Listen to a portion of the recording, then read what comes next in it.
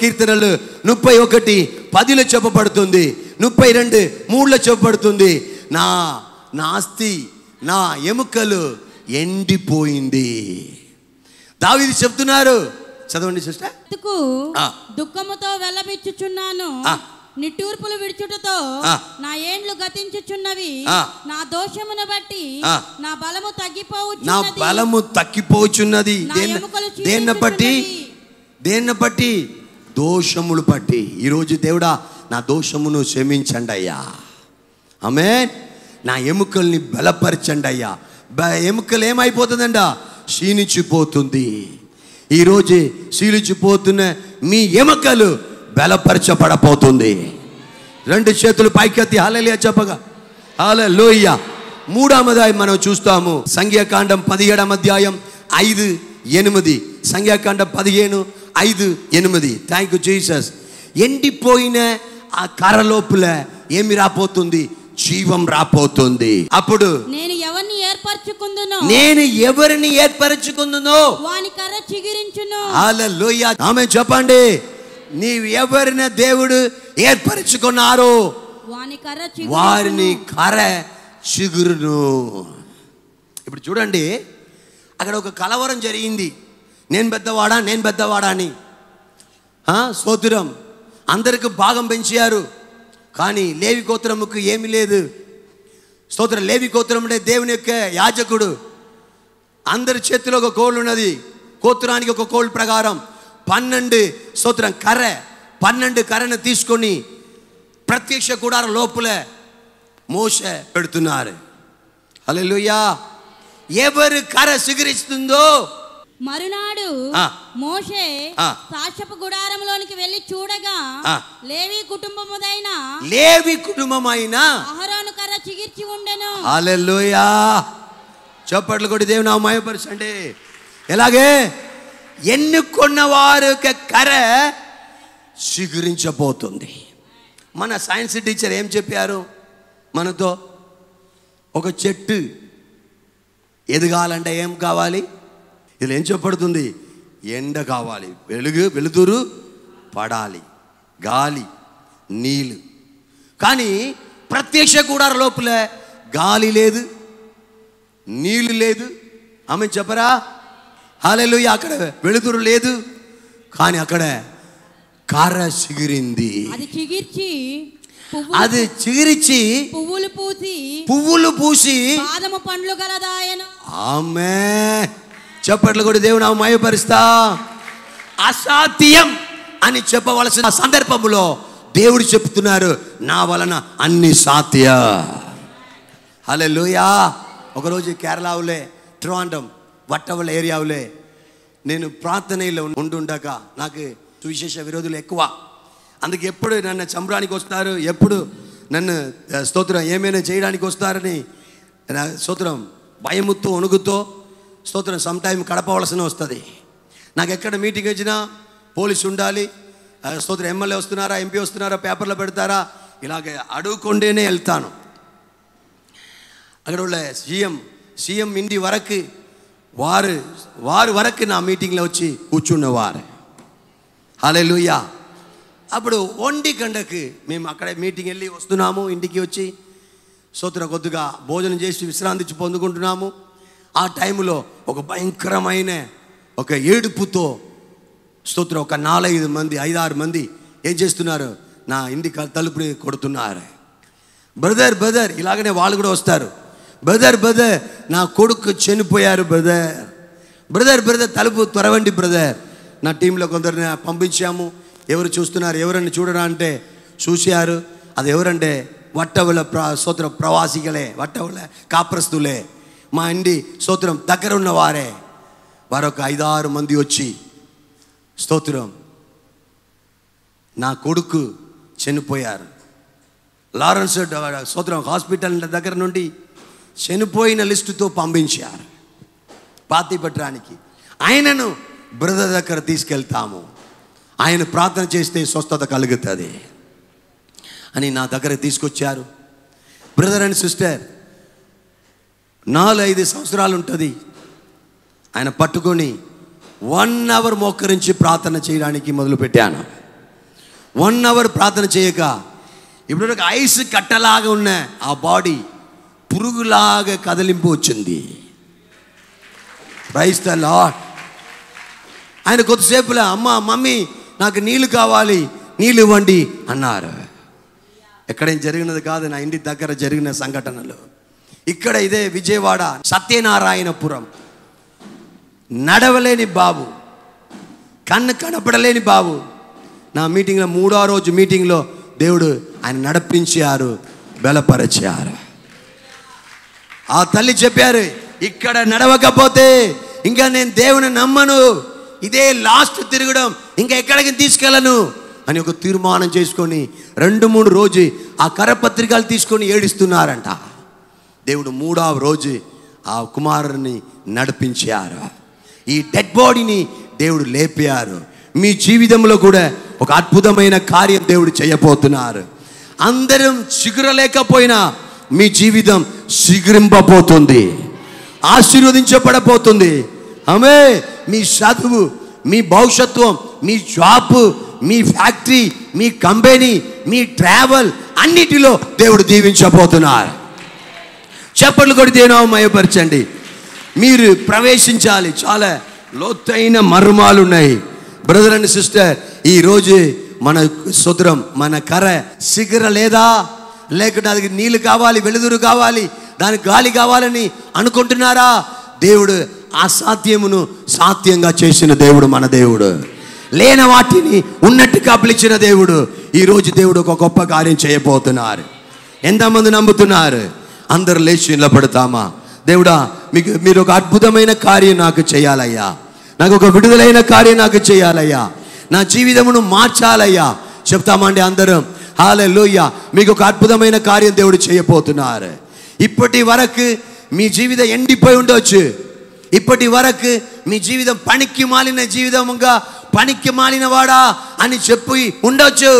కానీ ఈ రోజు నుంచి మీ స్తోత్రం, మీ కర్రలు పువ్వులు పూసి పండుని ఇవ్వబోతుంది.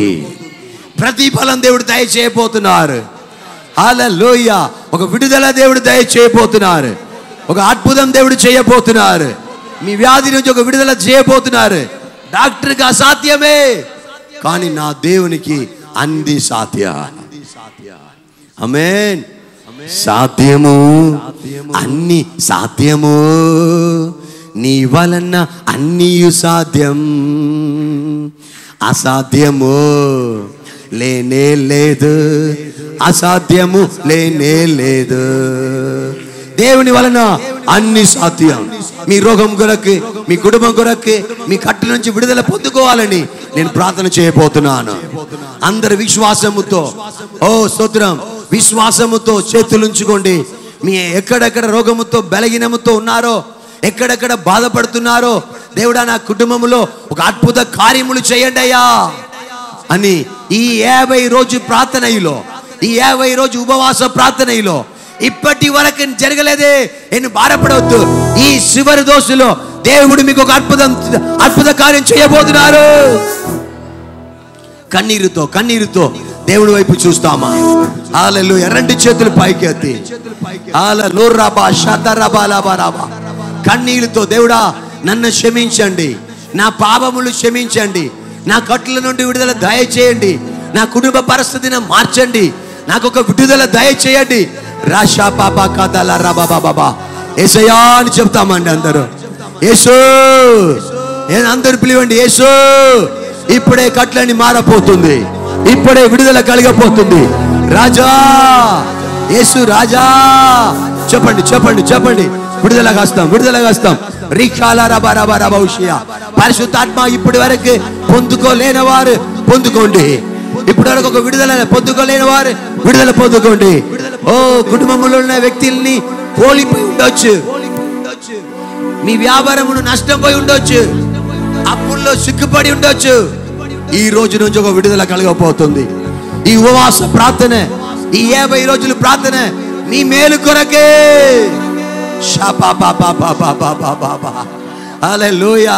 నేను ఇన్ని రోజులు ఉపవాసం ఉన్నాను, నాకు ఒక విడుదల లేదని మీరు బాధపడుతున్నారు కదా, బాధపడవద్దు. ఇదిగో అద్భుతం చేసిన, ఓ స్తోత్రం, ఆ క్షణం, ఆ కడిగే వచ్చి ఉన్నది. రిబాబాబారాబాలారా హల్లెలూయా. నన్ను చూచువాడా నిత్యం కాచువాడా.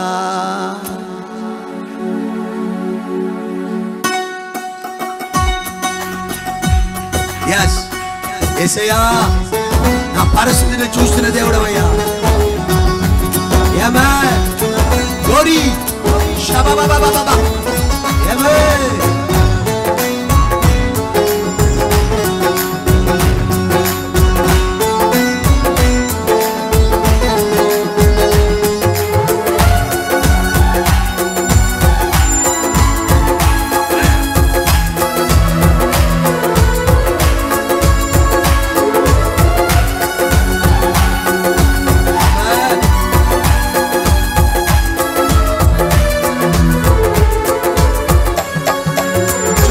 చూచువాడా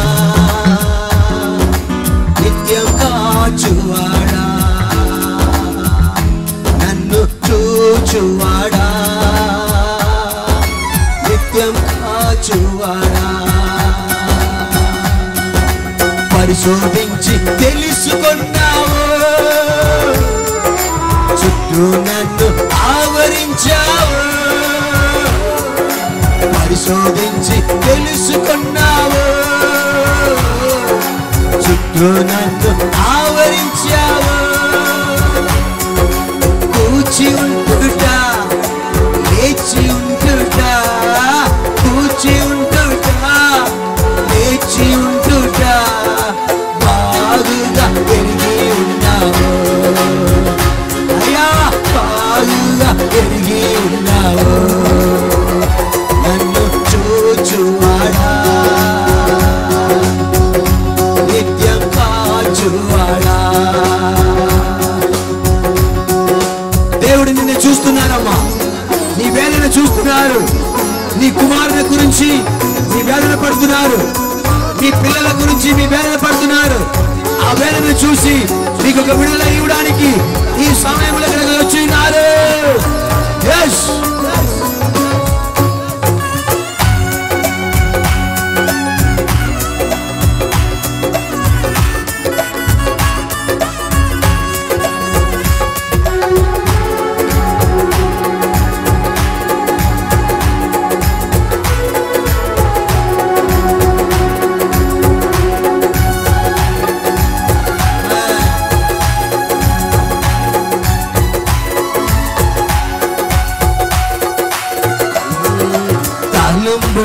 తప్పనయ్యు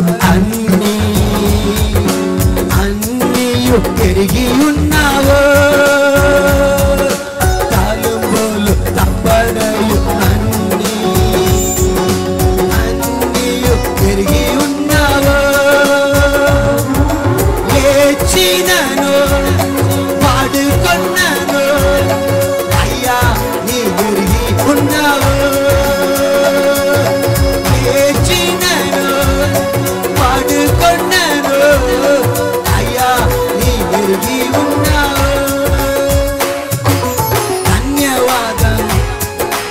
యేసు రాజా ధన్యవాదం, యేసు రాజా నన్ను చూచువాడా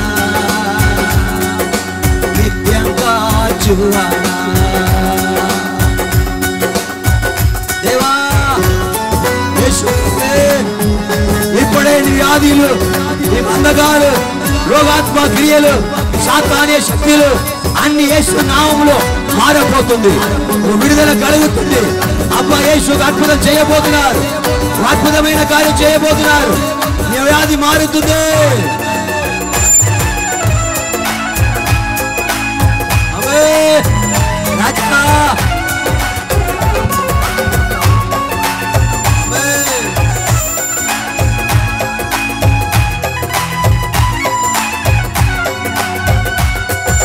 పిండముగా ఉండగానే కన్నులకు మరేగా ఉండలేదయా. పిండముగా ఉండగానే కన్నులకు మరేగా ఉండలేదయా.